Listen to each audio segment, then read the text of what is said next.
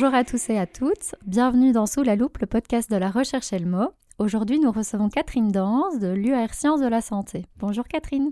Bonjour. Alors, pour les auditeurs qui n'auraient pas vu ta petite vidéo Bonne question, est-ce que tu peux nous reparler en quelques mots de ton projet de recherche ? Donc moi, je suis infirmière spécialisée en santé communautaire et donc je donne cours à Elmo Sainte-Julienne et je fais depuis 8 ans intervenir des patients dans mon enseignement. Donc je co-enseigne avec des patients.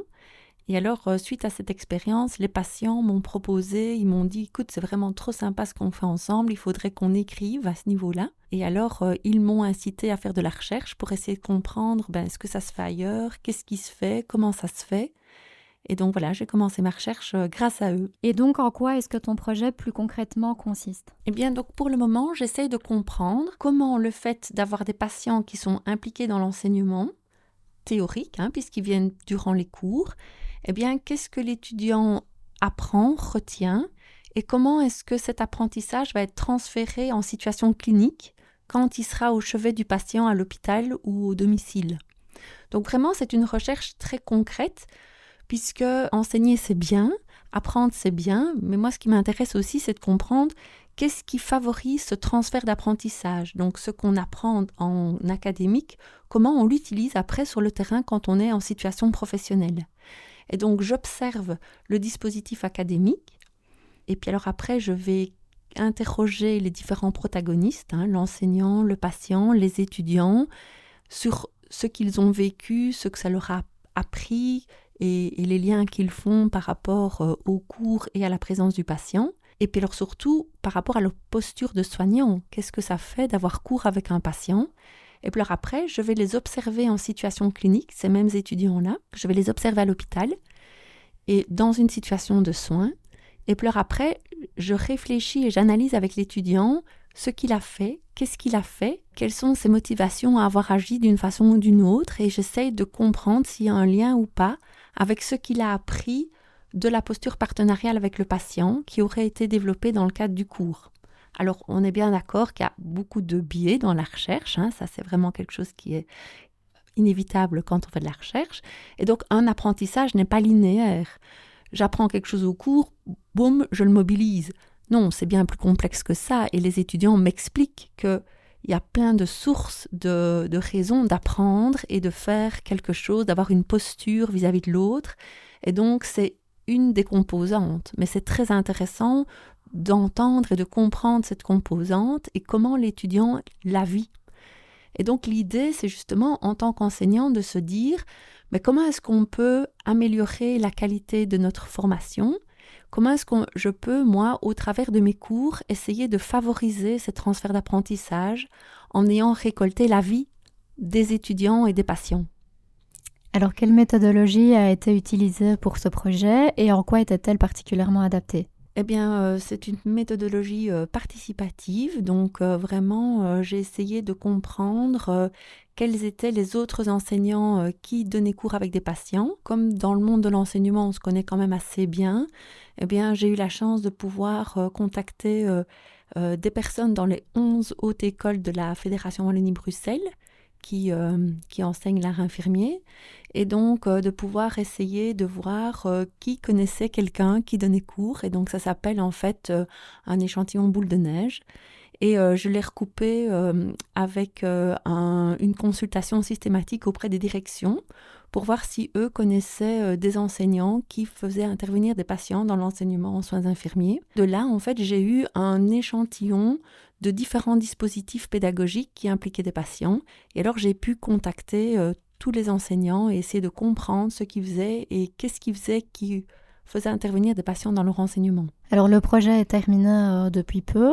Quels ont été les résultats finalement que vous avez obtenus ? Il faut dire que dans 10 des 11 hautes écoles, il y a des patients qui interviennent dans l'art infirmier. Et donc ça, j'étais quand même assez étonnée de se rendre compte que c'est quand même assez diffusé comme sorte de pédagogie, mais seulement au sein des institutions, ça reste quand même quelque chose de peu développé. Donc c'est développé dans beaucoup d'instituts, mais c'est peu développé au sein de l'institut. Donc ça va de un enseignant qui le pratique à 4, 5, 6 dispositifs qui font intervenir des patients dans une même haute école. Alors, je pense savoir que ce n'est pas ta première expérience de recherche. Est-ce que tu peux nous en dire un peu plus sur ton parcours? En fait, si c'est ma première expérience de recherche, mais depuis lors, je poursuis ma recherche, puisque de nouveau, toujours poussée et motivée par les patients partenaires avec qui je collabore, ils m'ont proposé de continuer à essayer de comprendre ce dispositif. Et donc, de cette recherche, qui a été au départ financée grâce à la recherche à Elmo, eh bien, j'ai cherché des subsides ailleurs. Et donc, j'ai obtenu un FRHE, qui est un fonds de recherche pour soutenir la recherche en haute école. Et alors maintenant, je continue ça en thèse doctorale. Et j'essaye de comprendre de façon plus fine et approfondie qu'est-ce que ça fait par rapport aux différents protagonistes. C'est-à-dire que, au départ, j'essaie de comprendre ce qui fait qu'un enseignant donne cours avec un patient. Et puis alors, maintenant, j'essaie de comprendre ce que ça fait aussi du point de vue des étudiants, de l'enseignant, des patients, mais aussi de la tierce personne, qui est la personne en fait qui permet souvent la rencontre entre le patient et l'enseignant, et aussi du point de vue de la direction. Qu'est-ce qui fait qu'elle soutient ou pas cet enseignement et qu'est-ce que ça peut apporter? Et là, je suis en plein milieu de mes résultats. Voilà, je suis au milieu de ma thèse et donc il faut encore que je continue à analyser tout ça. Qu'est-ce qui t'a attiré dans la recherche? Moi, je trouve que c'est très complémentaire à notre pratique d'enseignant. En fait, enseigner, c'est essayer de comprendre et maîtriser un domaine d'enseignement. Et donc, régulièrement, il faut lire, aller à des formations, parce que les sujets évoluent, les découvertes évoluent. Je trouve que quand on fait de la recherche, c'est quelque part toujours essayer de se tenir informé des nouveautés dans le domaine. Et donc ça, je trouve que c'est super intéressant parce que du coup, ma pratique de chercheuse nourrit mes cours et mes cours nourrissent ma pratique de chercheuse. Je trouve ça vraiment extrêmement complémentaire. Mais justement, j'allais un peu venir vers l'impact que la recherche a dans ton quotidien, aussi bien professionnellement que personnellement. Qu'est-ce que ça t'a apporté? Mais je trouve que d'abord, être chercheuse, c'est un nouveau métier. C'est quand même une démarche réflexive qui est différente. C'est une méthodologie qui est différente. Et donc, moi, j'ai suivi vraiment des formations. Alors, si en plus on prend le domaine doctoral, on est à l'école doctorale et donc on doit resuivre des cours à l'université. Mais je pense qu'on n'est pas obligé de faire un doctorat pour faire de la recherche et que donc, justement, il y a énormément de structures qui accompagnent les enseignants qui veulent se lancer dans la recherche et je trouve ça vraiment génial. Et donc, moi, au tout début, je n'étais pas du tout dans un processus d'école doctorale. Je me suis formée chez Synera.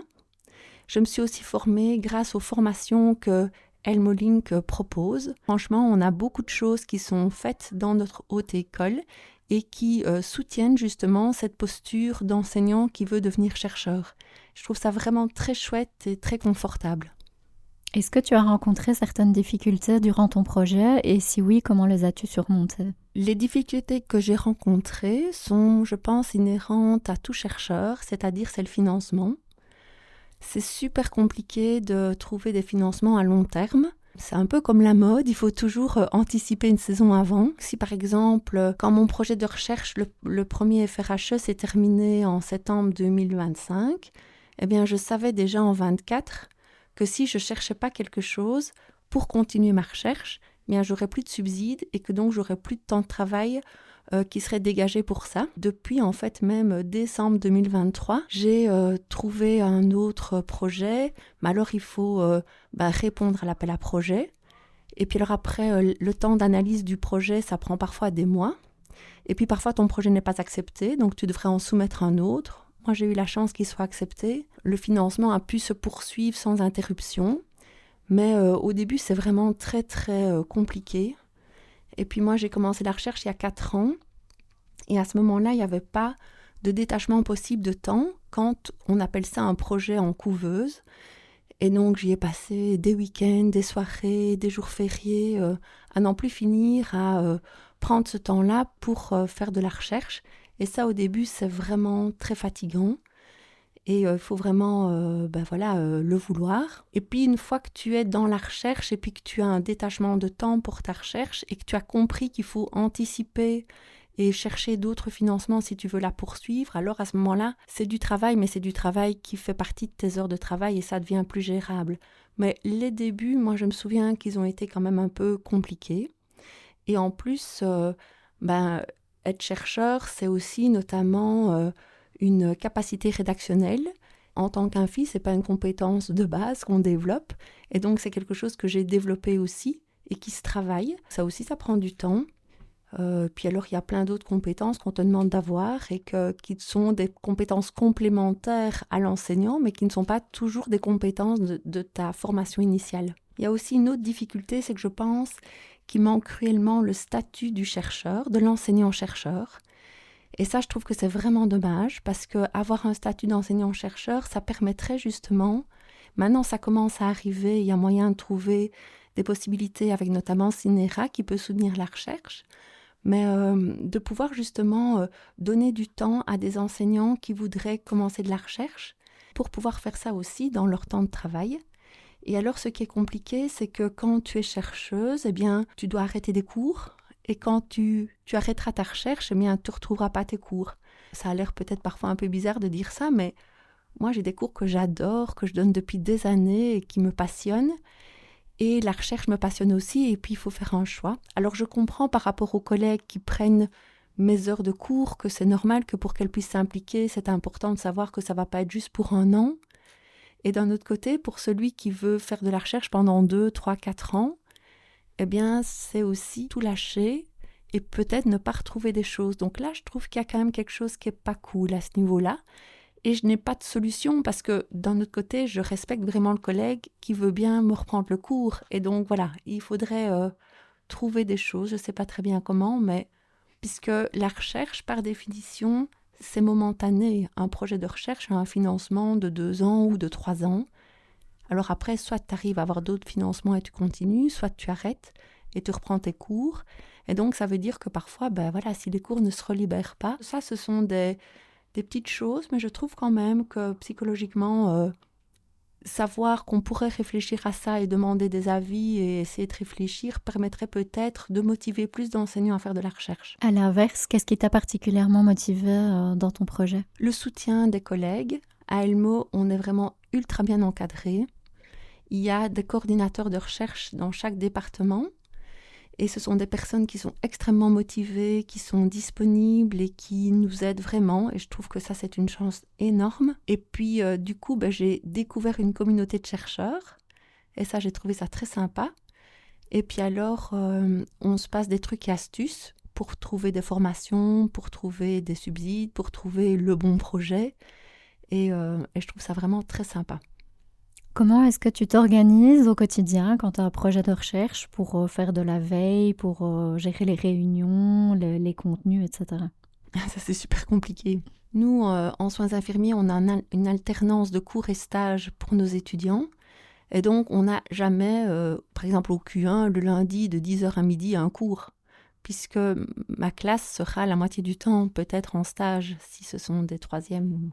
Il faut anticiper, et il y a plein de choses que je ne sais pas anticiper. Des réunions qui arrivent pendant l'année, ou un colloque qui est vraiment intéressant, qui fait partie de mon sujet de recherche, ou alors un colloque auquel je voudrais participer pour aller présenter ma recherche. J'ai la chance à Sainte-Jude d'avoir une équipe de reristes en or, et quand on leur explique, on essaie de trouver des solutions, soit de réserver des demi-journées ou des journées consacrées à la recherche, ça c'est l'idéal, ou parfois d'essayer de déplacer un cours, mais c'est compliqué et par respect du travail de tout le monde, il faut essayer de ne pas le faire, mais voilà. Tu en as déjà un petit peu parlé, mais vu qu'on est en haute école, c'est les spécificités de la recherche appliquée. Quelles opportunités et obstacles est-ce que tu peux faire ressortir de ton expérience ? En fait, moi, ce que j'apprécie beaucoup dans le cadre de ma recherche, c'est qu'elle part d'une préoccupation professionnelle que j'ai eue avec mes patients partenaires. Et donc, c'est eux qui m'ont dit « Catherine, c'est vraiment chouette ce qu'on fait, il faudrait vraiment plus en parler ». Et c'est eux qui m'ont fait réfléchir, à me questionner et à me dire « mais de fait, est-ce que ça existe ailleurs ?» etc. Et donc, comme c'est parti d'une de mes préoccupations professionnelles, eh bien, les résultats que j'ai me permettent de réimpliquer ça dans mes cours et de réinjecter ça. Donc, tout ce que je comprends, tout ce que je découvre au niveau de la littérature, etc., eh bien, j'essaye d'une façon ou d'une autre de l'intégrer dans mes cours. Et ça, je trouve ça vraiment super. En fait, c'est pas du tout une recherche que l'on m'impose. La recherche en haute école, vraiment, en tout cas, moi à Elmo, ce que je trouve génial, c'est que on a une idée, on a une question, on va trouver le coordinateur de recherche et on discute avec lui de notre projet. Il nous aide à réfléchir et à voir quel est l'intérêt de cette recherche-là. Et donc, puisque ça vient de nous, j'imagine que les personnes ont après à cœur de faire quelque chose de leurs résultats. En tout cas, moi, c'est ce qui se passe. Ce que je découvre dans ma recherche me questionne sur mon enseignement, sur la façon dont je le donne et dont je voudrais continuer à le développer. Tu parles justement notamment des coordinateurs. Donc ça fait un peu plus de 2 ans maintenant que les unités de recherche de Helmo ont été structurées. Comment est-ce que tu t'es sentie intégrée dans l'unité de recherche sciences de la santé? Tout de suite et très bien parce qu'ils sont très proactifs dans le sens où ils se font connaître, ils vont vers toi, ils envoient des mails, ils viennent à nos conseils de section, alors pas tout le temps, mais ils viennent régulièrement. Et donc, au début où ça s'est créé, les personnes sont venues présenter le projet et dire si ça vous intéresse, si vous êtes intéressé par la recherche, laissez-nous vos coordonnées ou envoyez-nous un mail et on vous recontactera en temps utile. Et c'est ce qui se fait. Et donc, je trouve ça très chouette. Est-ce que, je pense aussi connaître la réponse, mais est-ce que tu souhaites poursuivre la recherche à l'avenir, même en dehors de ta thèse? En fait, c'est vrai que quand on y a goûté, après, on a envie de continuer. Mais de nouveau, moi, j'aurais pas envie de faire de la recherche pour de la recherche. J'ai vraiment envie que ça ait un impact, soit sur mon enseignement, soit sur l'enseignement de quelqu'un d'autre. Mais que je crois que c'est ce que tu disais dans ta question précédente, le fait d'être en haute école, je crois qu'on a un peu ce côté terrain. En tout cas, moi qui vais en stage, j'ai ce côté pratique, terrain, réflexif. Et donc, j'ai vraiment envie que ce que j'apprends à comprendre et à connaître au niveau plus théorique puisse servir la pratique et vice-versa. Et donc, je n'imaginerais pas faire de la recherche pour faire de la recherche. J'adore aussi enseigner, j'adore aller en stage. Et donc, au début, ça a été un peu un deuil que de me dire je vais moins, j'abandonne ce cours. Comme j'expliquais, j'avais un cours de psycho appliqué que j'adorais, où je m'amusais vraiment fort bien. Voilà, j'ai choisi de ne plus le donner pour en garder d'autres que j'aime tout autant. Et donc, c'est quand même des petits deuils. Et voilà, donc, si on me dit demain, on n'a plus de budget pour toi, ou je n'ai plus de financement et que je dois retourner dans l'enseignement, enfin, retourner dans la classe 100%, moi, j'adorerais aussi, en espérant retrouver des cours qui sont tout aussi motivants. Et d'un autre côté, si on me dit, on a la possibilité pour toi de continuer à te garder un temps de travail dans la recherche, alors oui, j'aime vraiment bien. Par contre, au début, j'ai commencé avec 2 dixièmes. Moi, je trouve ça inconfortable. C'est beaucoup trop peu pour vraiment t'immerger dans ta problématique, chercher, prendre le temps que les idées viennent, etc. Parce qu'en fait, après, tu es tout le temps reprise dans tes cours, dans la préparation de tes cours, dans la correction de tes rapports, et ça prend beaucoup de temps. Ici, je suis à mi-temps, mais je trouve qu'il faut ça. Et alors, ça répond aussi à une autre de tes questions. Quand je suis à mi-temps chercheuse, fatalement, j'ai un mi-temps de cours. Donc, dans mon planning semaine, j'ai moins de cases qui sont déjà bloquées par de l'enseignement et où donc je suis plus flexible pour essayer de mettre des réunions et tout ça. Et je crois que mi-temps, pour moi, c'est un très bon équilibre. Ok, super. Merci beaucoup pour toutes ces informations, Catherine. De rien, avec plaisir. À bientôt. Merci pour l'émission.